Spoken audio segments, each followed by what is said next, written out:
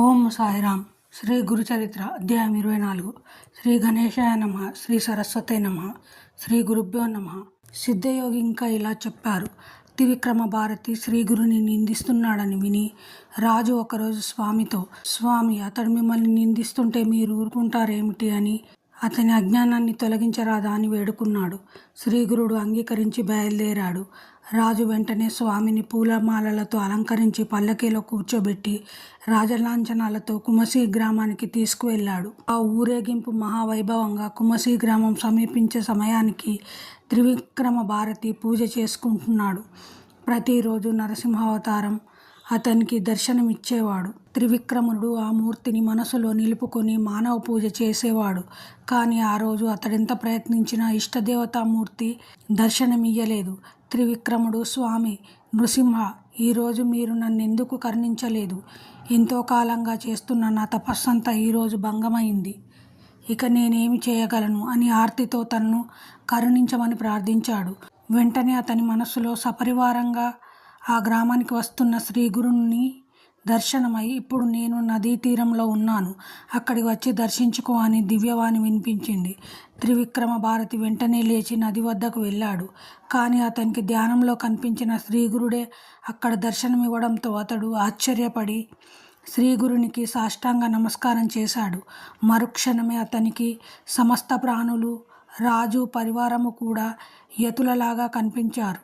త్రివిక్రమ భారతి నివ్వెరపోయి, అంతమంది సన్యాసులలో శ్రీగురుని గుర్తించలేక, స్వామి, త్రిమూర్తి స్వరూప, వీరందరిలో మీ రూపమేదో గుర్తించలేకున్నాను. నాపై కృపతో మీ నిజ రూపం దర్శింపజేయండి. ఇంతకాలం నేను చేసిన మానవ పూజలకు సంప్రీతుడైన ఆ నరసింహావతారుడే మీ రూపంలో నేడు ప్రత్యక్ష దర్శనం అనుగ్రహించారు. ఈరోజు నా తపస్సు ఫలించింది, అందువల్లనే మీ దర్శనం లభించింది అన్నాడు. శ్రీగురుడు సంతోషించి తమ నిజ రూపంతో కనిపించారు. అంతకుముందు కనిపించిన యతీశ్వరుల రూపాలు అదృశ్యమై వాటి స్థానాలలో స్వామిని అనుసరించి వచ్చిన రాజు పరివారము కనిపించారు. స్వయంగా రాజు చేత వింజామర్లతో వీచబడుతున్న శ్రీగురుని దివ్యమంగళ రూపాన్ని త్రివిక్రముడు కన్నులారా చూశాడు. అప్పుడు శ్రీగురుడు, త్రివిక్రమ, ఎవరిని దాంభికుడని, భ్రష్టుడని నిందించావో ఆ సన్యాసియే మేమిప్పుడే నిన్ను పరీక్షించాము. నృసింహ భక్తుడవైన నీవు మమ్ములను ఏ కారణంగా విమర్శించావు? దంభి లక్షణాలేమిటో తెలుసుకోవాలని వచ్చాను. నీ నృసింహుని అనుగ్రహంతో నా విషయమై నీ సంశయం ఏమిటో వివరించు అన్నారు. శ్రీగురుడు తన విషయమంతా వివరించి చెప్పడమే కాక, ఆయన ప్రసాదించిన దివ్య దర్శనంతో పరవశించిన త్రివిక్రమ భారతి శ్రీగురునికి నమస్కరించి, సద్గురోత్తమ, మీరు మానవ రూపంలో అవతరించడం వలన నేను తెలియక మూఢుని వలె ప్రవర్తించాను. నన్ను క్షమించండి. విదురుని వద్దకు, ద్రౌపది వద్దకు అనుగ్రహించవచ్చిన శ్రీకృష్ణుని వలె నన్ను అనుగ్రహించడానికై మీరే స్వయంగా వచ్చారు.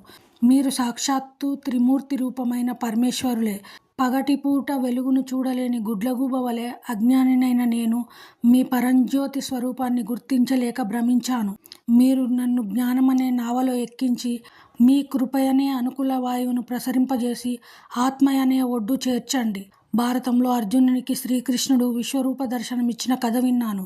కానీ ఇప్పుడు మీ అనుగ్రహంతో మీ విశ్వరూపం ప్రత్యక్షంగా దర్శించి కృతార్థుడనయ్యాను. భేదబుద్ధిని సులభంగా తొలగించగల చింతామణి వలె మీరు నాకు ఈనాడు లభించారు. మీరే నా ఉపాస్య దైవమైన నృసింహస్వరూపులు. శరణు శరణు అని స్తుతించాడు.